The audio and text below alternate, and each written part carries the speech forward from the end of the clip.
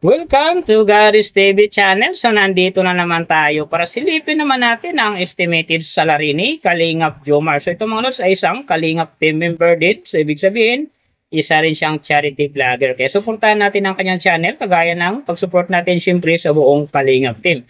Kaya siyempre huwag niyong kalimutan na isama sa pag-support ang Jomcar Love Team. And then siyempre mga lods, isama nyo na ang aking channel. So mga lods, kung bago pa kayo sa aking channel, pakiclick naman ang subscribe natin. And then, syempre, pakipost na rin ang notification bell para lagi kayong updated sa ating video. So, ano pa ba ang hinihintay natin mga lods?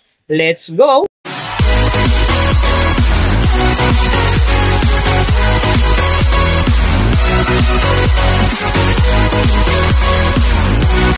So, mga lods, si Kalingap Jomar sa ngayon ay mayroon ng upload videos na 395. And then, mayroon na rin siyang subscriber na 195,000. So, may video views naman siya ngayon na 20,312,448. And then, yung kanyang country naka-blank. Pero alam naman natin mga lods na isa din itong Filipino. So, yung channel type niya, ganun din naka-blank pa. And then, yung account niya ginawa ito noong June 1, 2023. So, doon naman sa kanyang total grade, nakakuha siya ng letter B. And then sa kanyang social blade rank naman nasa 197,261. So doon naman sa kanyang subscriber rank nasa 2,188. And then sa kanyang video views rank naman nasa 668,699. So doon naman sa kanyang country rank, same pa rin mga lods, naka-blank. And then sa channel type rank niya, ganun din naka-blank pa.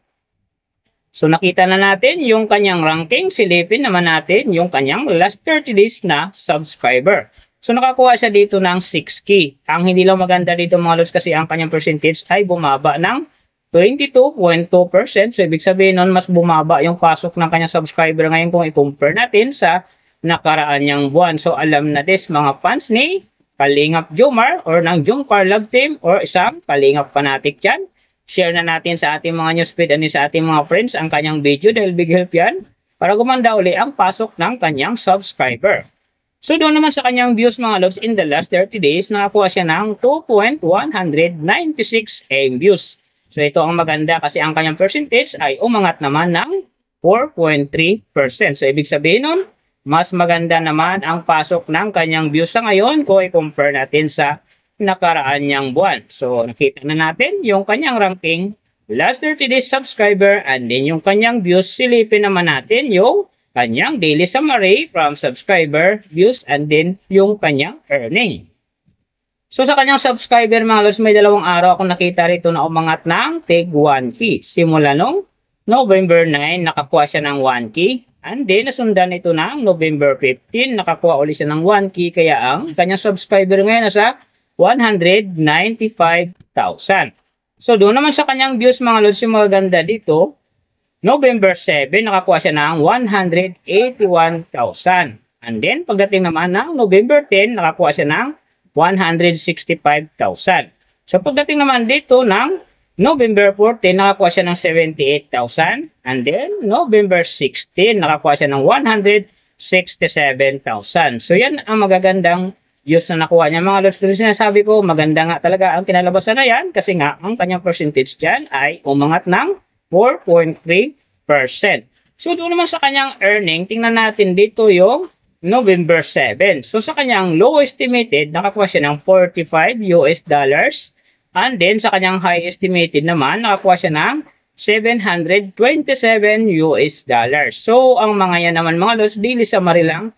Mas maganda kung silipin natin yung naka-round off na from daily, weekly, and monthly para malaman na natin kung magkano na ngayon ang estimated salary ni Kalingap Jomar dito sa YouTube. So, unahin natin yung kanyang daily average. So, sa daily subscriber, nakakuha siya ng 200. And then, sa kanyang views naman, nakakuha siya ng 73,189. So doon naman sa kanyang daily low estimated ng kanyang earning, nakakuha siya ng $18. So times natin sa 58, mayroon siyang 1,044.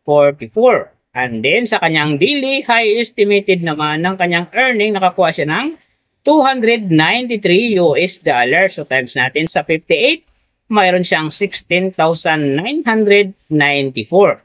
So yan mga lods ang kanyang daily average. So pupunta naman tayo sa kanyang weekly average. So sa weekly subscriber, nakakuha siya ng 1.4K. And then sa kanyang views naman, nakakuha siya ng 512,323.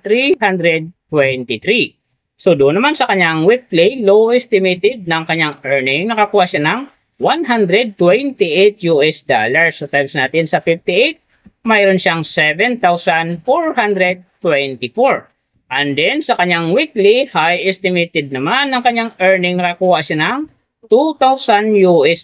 So, times natin sa 58, mayroon siyang 116,000. So, yan naman mga lods, ang kanyang weekly average. So, pupunta naman tayo sa kanyang monthly average. So, sa monthly subscriber, nakakuha siya ng 6K. And then, sa kanyang views naman, nakakuha siya ng 2,195,650. So, doon naman sa kanyang monthly low estimated ng kanyang earning, nakakuha siya ng $549. So, times natin sa 58, mayroon siyang 31,842. And then, sa kanyang monthly high estimated naman ng kanyang earning, nakakuha siya ng $8,800. So, times natin sa 58, mayroon siyang 510,400. So, yan naman mga lods, ang kanyang monthly average. And then, yung nababanggit ko rito, or nakikita nyo, is pawang estimated lamang yan. Nakabis lang tayo sa Social Blade website. Isang public website yan na kahit sino pwedeng mag-open para malaman kung magkano na ang estimated salary ng ating mga iniidolong YouTuber, vlogger, or influencer. And then mga lods, like ko sinasabi, palagi natutupad dyan, yung low estimated kasi nga hindi talaga natin kayang i-demand sa ating mga viewers na huwag mag-skip ng ads. Pero pwede pa rin naman yan maging times 2, times 3, or maging times 4 pa yan kapag ang isang vlogger nakapagpa-viral ng kanyang video. Pero siyempre mga lods, kung supporter ka ni Kalingap Jomar, huwag ka nang mag-skip ng ads dahil big help yan sa kanyang channel. And then siyempre sa mga kababayan natin na kanya ring tinutulungan dahil siya ay isa ring charity vlogger. Pero simple mga lods, huwag nyo naman kalimutan na huwag na rin i-skip ang aking ads dahil big help din yan sa aking channel and then sa aking mga personal na hadikain. So mga lods, kung nagustuhan nyo ang video na to, pakiclick naman ang subscribe natin and then siyempre pakipost na rin ng notification bell para lagi kayong updated sa ating video. And then kung mayroong gustong magpagawa ng video na sim nito para sa inyong mga iniidolong YouTuber, vlogger, or influencer, comment nyo lang sa baba yung tamang detalye ng kanyang channel para ma-search natin kaagad at magawa natin sa next video. So big thank you sa lahat ng mga sumusuporta sa aking channel, tsaka magsusupport pa lang. Ingat kayo palagi and God bless at sana gabayan kayo palagi ng Panginoon sa ginagawa nyo araw-araw at syempre magtagumpay din kayo sa inyong mga pangarap. So hanggang dito na lang. See you on my next video.